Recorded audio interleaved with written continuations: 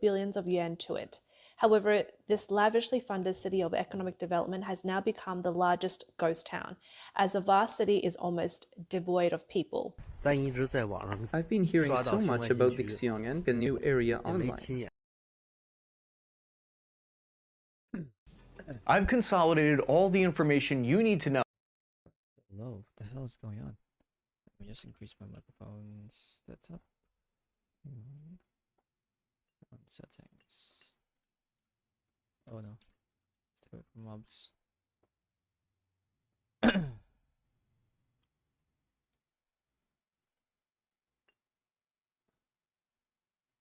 Solo cast. Increase this. Low, low, low, low, low, low, low, low, low. Okay, I'm gonna make this 50. Let's go. I'm so tired.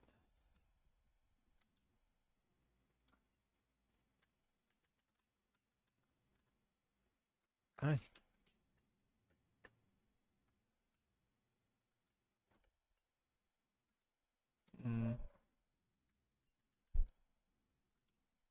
I don't know. Oh, blocked it.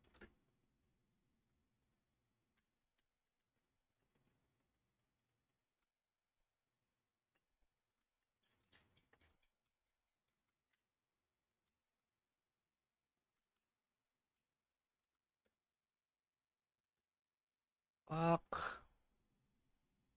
Why am I being chased with...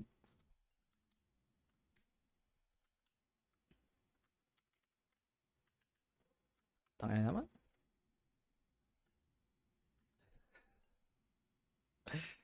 It's the same fucking guy. I swear to God. The same Corsair. Man, I cannot deal with PvP right now. Like, I'm too soft. I don't even have my crystals on. Man, people just won't leave me alone. Ah, man, I couldn't get up.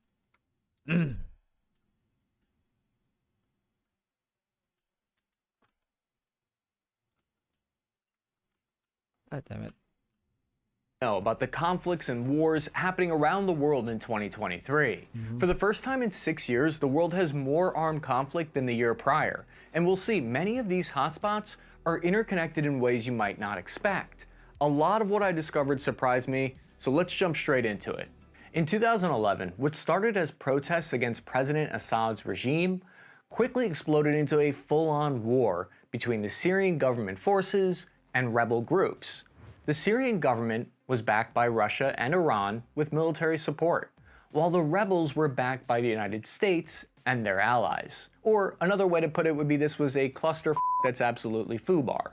As of 2023, the president of Syria, Bashar al-Assad, is now in control of 70% of the nation's territory. He regained that territory thanks in large part to the support of Iran and Russia's military. This has led to Syria's rehabilitation in some parts of the world community. The Arab League, for example, has reinstated Syria after a 12-year suspension, which means al-Assad is less isolated. The economic sanctions that have been leveled against his war-torn country has made him so isolated that large parts of the nation's economy has become a narco state. The Syrian military has earned large sums of money selling and exporting amphetamines that are nicknamed the poor man's coke. This feels like the reverse of what we normally hear. Instead of former soldiers leaving to go run a cartel, we have the actual military turning into a drug operation. ANI News claimed that it has become the primary lifeline of the country's economy. They reported it generates 90% of Syria's foreign currency. It's gotten so bad that Syria earned $57 billion in illegal pills trade. ANI states that that's 3 times what the Mexican cartel's revenue is supposed to be. This is a case of weaponized drugs. What I mean by that is Syria's president Bashar al-Assad could use his control of the production of these illicit pills as leverage against his neighbors. He could negotiate to lower the export of the addictive substances as a favor to nearby countries like Saudi Arabia that are facing an influx of these drugs. Nations have all kinds of ways to create instability in their neighboring countries. On the plus side though, for now, it seems like ISIS terrorist forces inside Syria have been seriously weakened over the past few years. At its peak, the CIA stated in 2014 that ISIS had about 31,000 fighters at their disposal, and that number is now as low as 2,000 according to estimates.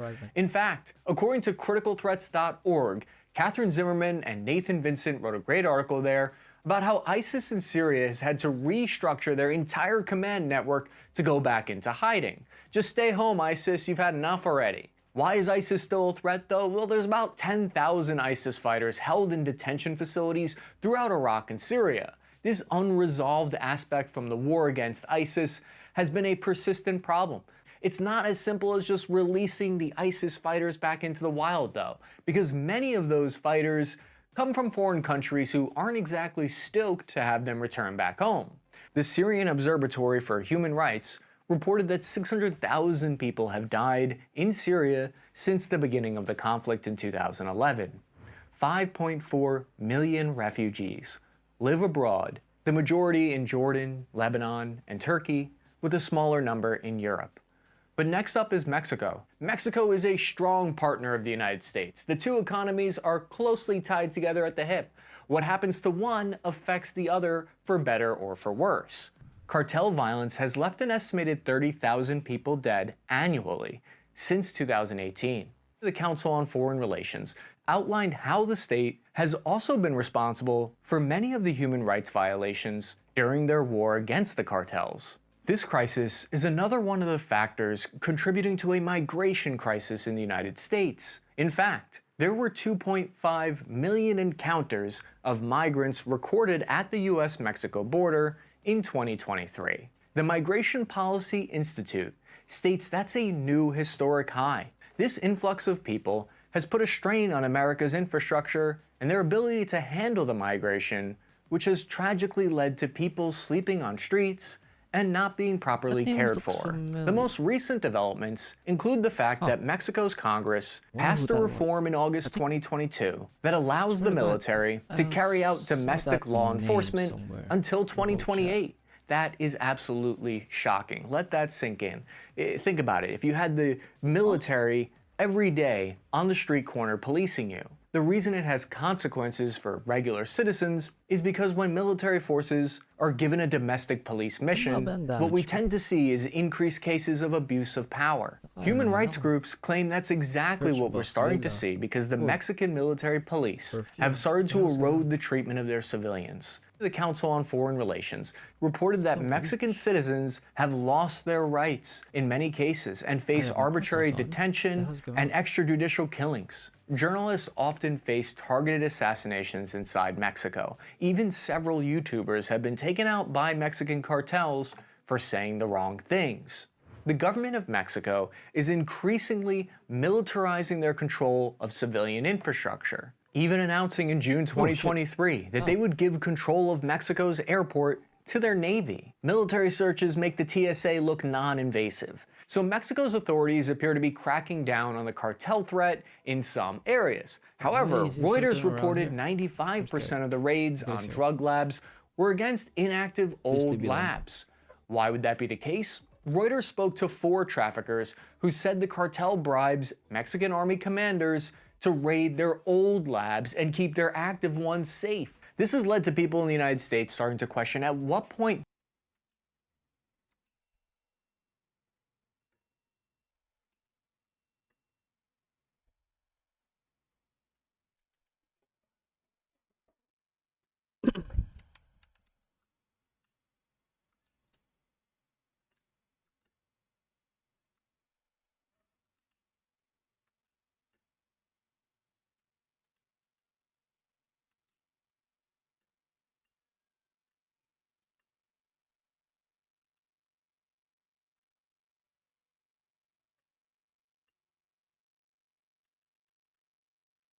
It's the rhythm of the night. Oh.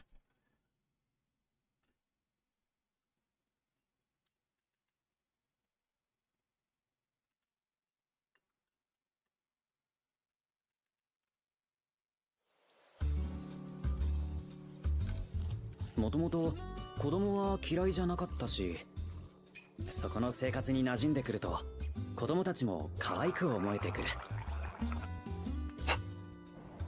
初めのうちは慣れないことばかり。食事の支度、後片付け、掃除、洗濯、着替えのお世話、昼寝のお世話から教材の準備まで。そうそう、それに保護者の方々との信頼関係も大事な仕事の一つだ。このご時世、なかなか難しいところも多々あるけれど、そんなこんなで園の仕事は思ったよりも過酷だし、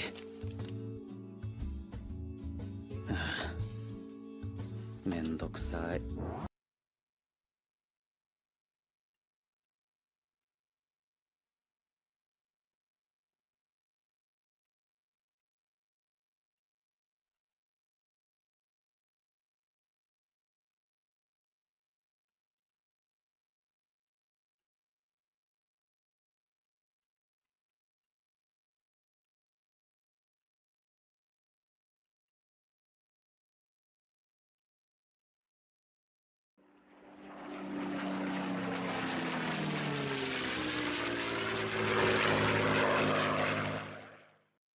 As our channel heads towards 1 million subscribers, I wanted to take this opportunity to thank each and every one of you for your support. A column of Belgian SAS soldiers mounted on 8 jeeps are racing through the Ardennes on New Year's Eve 1944. 5th SAS is a new unit within the British Army, made up of eager young Belgian men determined to take revenge on their former German occupiers. At 3 PM, the column approaches the small Belgian town of Bourg, which is nestled among the rolling hills and forests of the Ardennes. Their mission is to reconnoitre the town to see if it is defended by the enemy. The SAS quickly learn their answer when the convoy is raked by machine gun fire from the outskirts of Bourg. An 88mm shell strikes one of the jeeps, destroying the vehicle and killing 3. The Belgians realise they are heavily outgunned by Panzer Grenadiers of the 2nd Panzer Division and withdraw to the west. 4 days later, the fight for Bourg would become the bloodiest battle of the Ardennes campaign for the British Army. The Allies are on the offensive in the Battle of the Bulge. After halting the enemy advance short of the Meuse River, Field Marshal Bernard Montgomery has launched a counter-attack to push back the German units in the Bulge. 30 Corps, under the command of Lieutenant General Brian Horrocks, is leading the counter-attack at the western tip with the British 6th Airborne Division tasked with assaulting the point of the massive salient. 6th Airborne, nicknamed the Red Devils, were so badly mauled during the Normandy campaign that the division has spent the last 3 months recovering in Britain. The Ardennes counter-offensive will be its first major combat since the breakout from the beaches. The 13th Lancashire Parachute Battalion of the 5th Para Brigade has been ordered to capture Bourg so the rest of the brigade can advance on the town of Groupon. They will be supported by the Belgian 5th Squadron SAS, along with Sherman tanks of the Fife and Forfar Yeomanry from the 29th Armoured Brigade. So far, the Allied counter-offensive has been a slog, with rough terrain, horrid weather and entrenched German resistance slowing the advance. However, the briefing for the attack on Bourg emphasises that the enemy is in retreat and will not fight hard for the village. The Belgian SAS's reconnaissance of the area 4 days earlier has not been communicated to the paratroopers. At 1:30 PM on the 3rd of January 1945, A and B companies of the 13th Parachute Battalion step off towards Bourg with C Company in reserve. One of the paratroopers will later describe the setting as a picture postcard scene, as the paratroopers advance through ankle-deep snow towards their objective. The men are confident and cheery. They have just enjoyed a hot breakfast of beans and Canadian bacon, while their officers have informed them the village ahead is weakly held by the enemy. The British are so convinced they will win an easy victory that they attack without a preemptive artillery barrage. The commander of A Company, Major Jack Watson, is leading his men into combat for the first time, aware that he needs to set an example for his paratroopers. As soon as A Company breaks cover, they are hit with a hurricane of mortar and machine gun fire coming from the village. German MG-42s rip into the British ranks, scything down paratroopers. Watson remembered, the trees above me being shattered by machine gun fire and mortar bomb splinters. The fields outside of Boer are soon littered with dead and dying paratroopers, the never-ending call of "Stretcher bearer, over here mate." The attack grinds to a halt 400 yards from the village, while mortars take their toll on the paratroopers desperately seeking cover. Within 15 minutes, A Company has lost a full third of its men. Realising the attack is quickly turning into a slaughter, Major Watson suppresses his fear and leaps to his feet. He will say after the war, "I got a grip on my company and gave the order to advance. Whatever happened, we had to get into that village as quickly as possible." As the Red Devils struggle towards Boer, Watson's orderly is hit with an incendiary round and pleads with his commanding officer to put him out of his misery. Watson cannot bring himself to do so, and his orderly dies, still screaming for someone to shoot him. B Company is also taking heavy losses, especially amongst the officers. The company commander is killed early on along with 2 other officers, while the second in command and 2 platoon leaders are wounded. The last officer in B Company, Lieutenant Alfred Lagerin, leads the rest of his men into the village where brutal house-to-house fighting commences. Watson's men also reach the buildings on the edge of the town and begin clearing houses. The Paras toss grenades through the front door before storming in with bayonets fixed. They break into the town itself, but find that Boer is crawling with Panzer Grenadiers and Panther tanks of the 2nd Panzer Division. At 5 PM, C Company is rushed into the battle to reinforce the attack, which is bogging down again. Lieutenant Lagerin is killed clearing a house, leaving B Company completely leaderless. The survivors of the initial wave bring up the Piats to engage the Panthers, but the spring-loaded anti-tank weapon fails to penetrate their thick armour.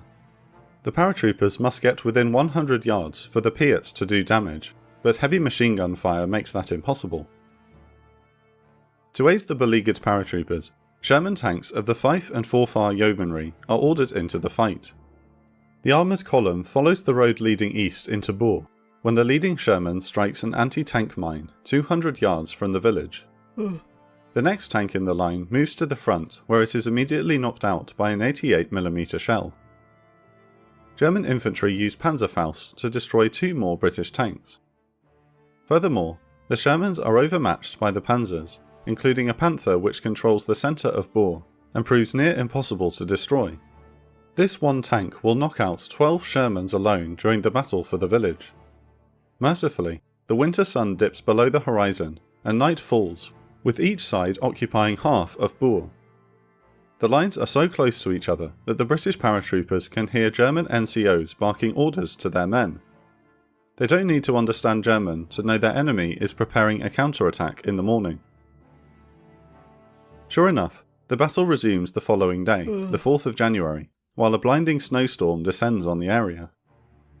German Panzer Grenadiers launch a counterattack to eject the Allies from the village, supported by Panther tanks and Stugs from the 2nd Panzer Division.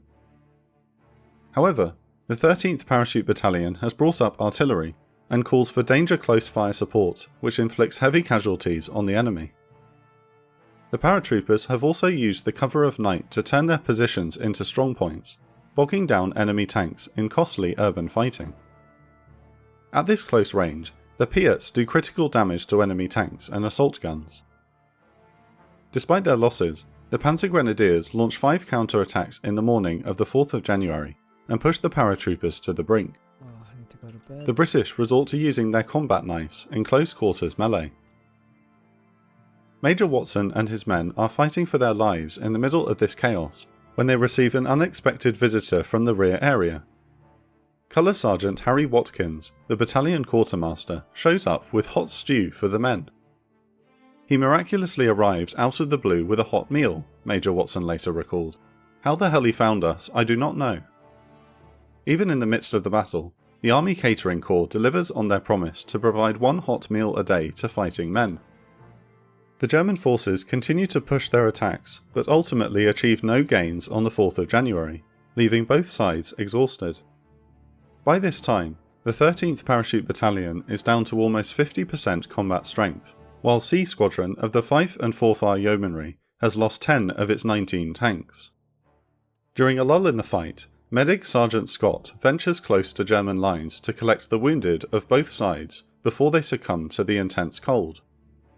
As Scott and his orderly are loading the ambulance, a Panther tank rounds the corner and stops next to the British medics, who are frozen with fear.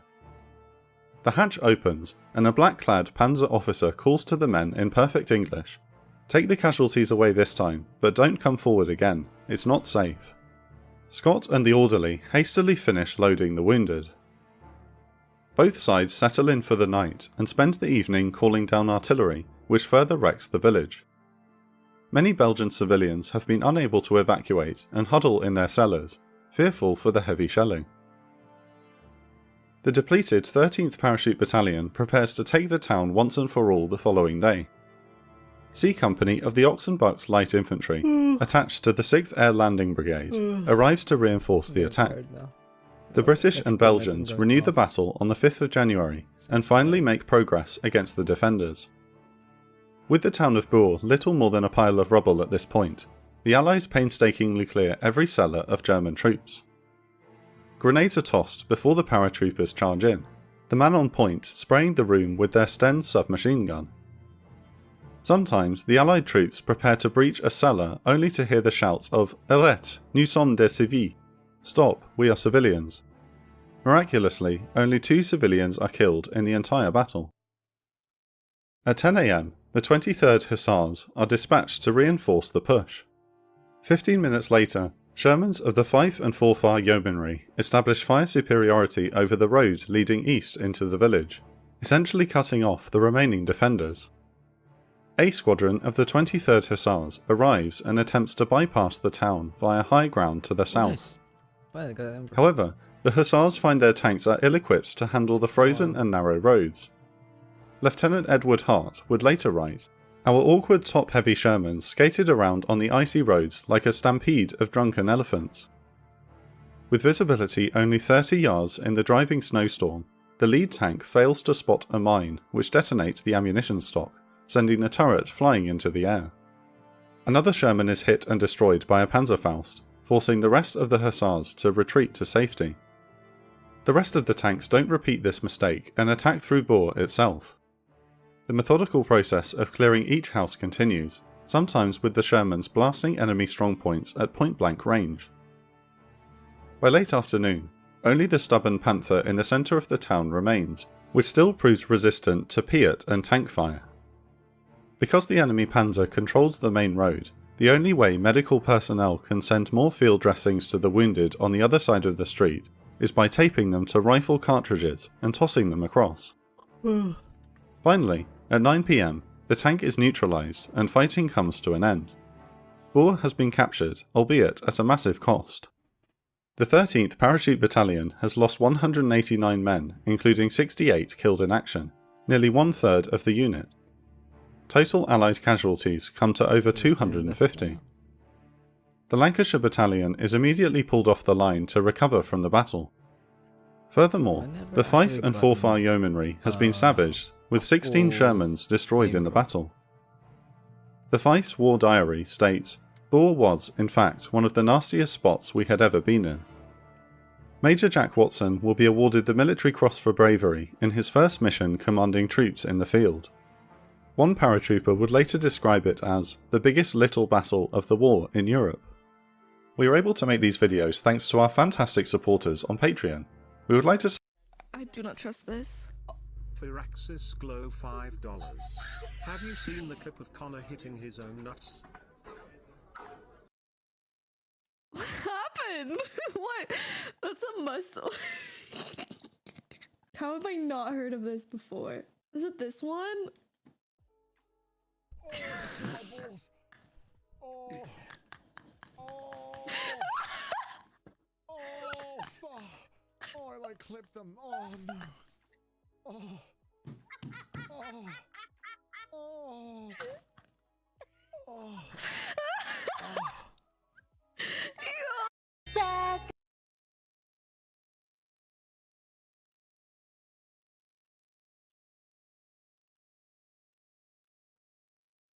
Look, I like my men on steroids because I want you shooting blanks.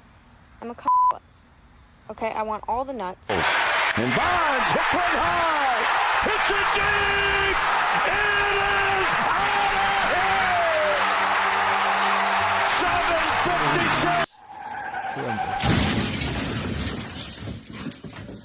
That's a home run, baby. What's one thing you wish women understood about men? That we don't really care about appearances. We more so care about personality. Really?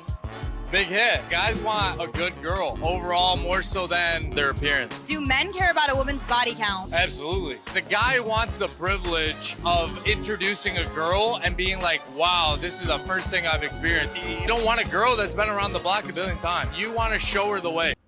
So that's what the girls seem to really not realize, is that when you take them out, they want to tell you all the stuff that they did. Man, this one chick over here, she talks about going to the lake. It's like, I had a boat.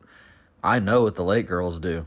You don't even want to know, you know? So, man, they just, you know, we're going to talk about it later on at the end here, but you got to read between the lines. And when they're telling you all the things they did, man, wonder who they were with.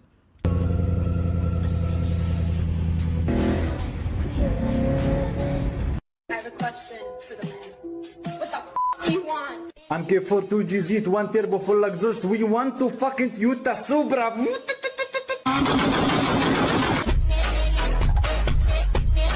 Only when we realize that it's not another day, but one day less, we will begin to appreciate the truly important things. That was a short one, but I want to touch on that, you know? You know, my life really changed when I realized I had less time in my life, and while I witnessed my father die. Ano nangyayari sa ano? Sa world chat? What the fuck am I reading?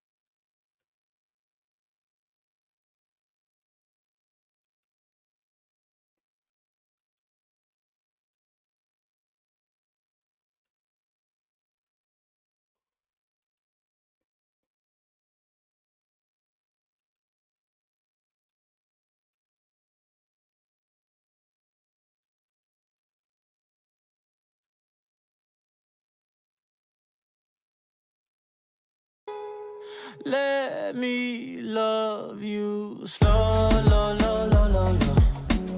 Slow, low, low, low, low. Slow, low, low, low, low, low. Let me. What was it?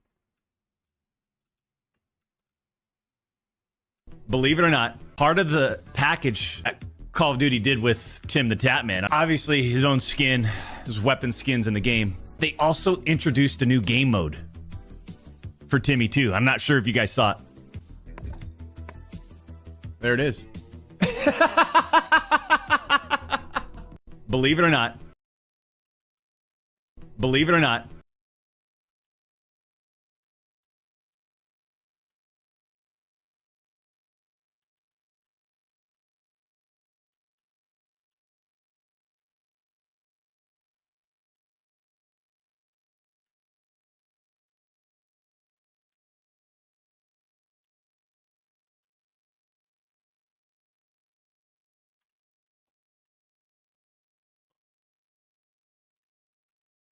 Uh, 38 left. 2 minutes. 1 more minute and then I'm gonna go off. 'Cause right now I'm so tired.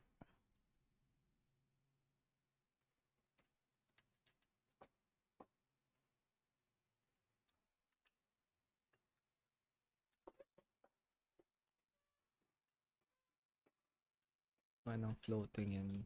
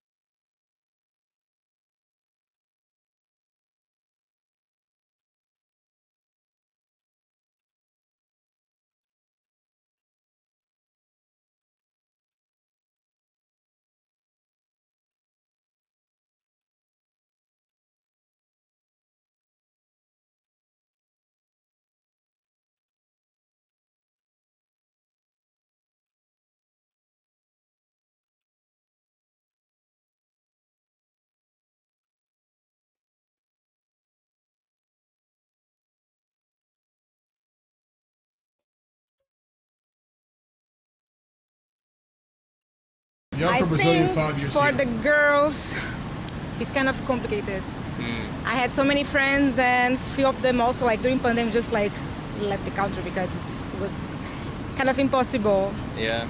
And like for the, I don't know, maybe the guys are too girly sometimes. The guys are too girly. Y'all know what she means by that, right? She's pretty much saying that the guys are too passive. But the guys in the Filipinos, they're very loving. That's what it is. They're The fuck? Change kaya ako crystal. Since may PvP tayo. Kapag wala pa nga ano. Ay. Yan ba? Typical. Yan natin.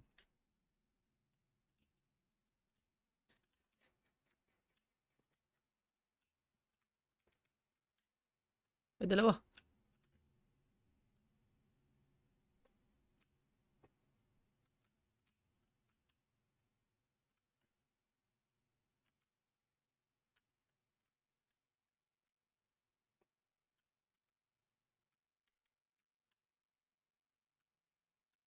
Ako nag-ibap sa harap niya.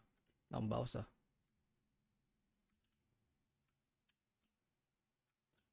May grab ba ang ano?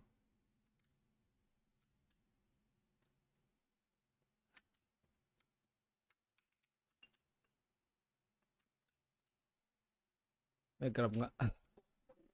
Siyang damage, no?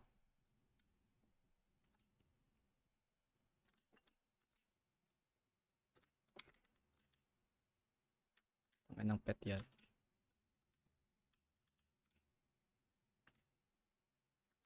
Tangay ng pet yan. Kakasar yung pet. Nabablock yung damage.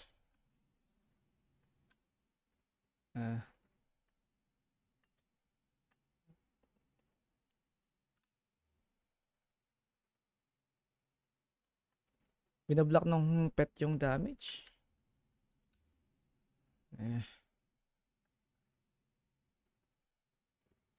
Basag na naman yung gems ko. Gawa nga ng pang PvP. Actual na ano. PvP crystal.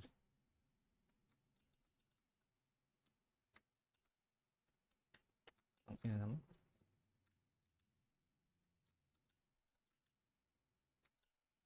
Akala ko dalawa sila eh.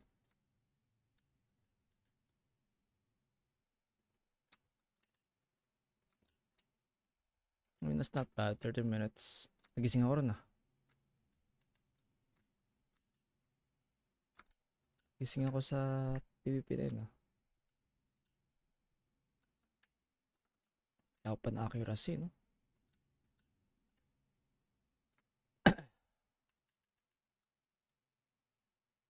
Mali yung crystals doon. Using ko ngayon. Mamaya.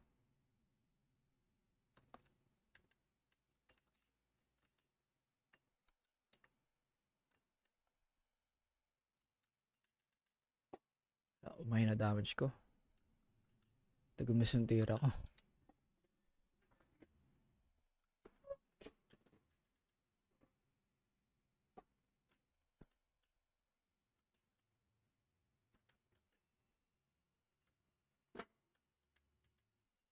Parang build niya ata pang DP eh. DP evasion. Kunat tapos ano eh. Gumis yung tira ko.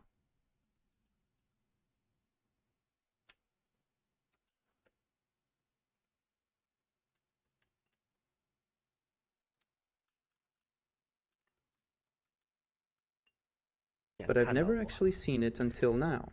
There are a ton of apartments and commercial properties built here. But as I walked around, I noticed that hardly anyone lives in them. It's pretty empty around here. You can see for yourselves. Even the business district and office areas in Xiong'an are almost deserted. There's a McDonald's and a Starbucks, but many other shops are closed. I wonder if I just picked a bad time to visit, or is it always this quiet in the winter? But yeah, it really seems like there's no one around in the Xiong'an area. Take a look. I'm currently at the Xiong'an railway station in Hebei, China. Let's check out how crowded it is. It's almost spooky how few people there are. Just me and a guy walking ahead. It's so strange. There are plenty of houses in Xiong'an, but not many people. It's 7 p.m. now, and there's hardly anyone catching a train. Really odd. Established on April 1st, 2017, in Hebei Province, China, Shong'an New Area has been operational for 6 years. The Chinese authorities consider it a millennium project of national significance, aiming to disperse the political and economic risk of Beijing, the capital. Shong'an is also seen as Xi Jinping's vanity project, an achievement project.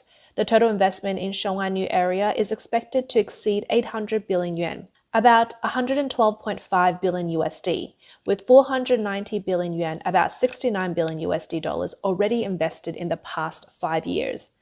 Unexpectedly, despite the government's investment of hundreds of billions of yuan, this Millennium Project has become a joke of Xi Jinping. Notably, the Shong'an's That's it.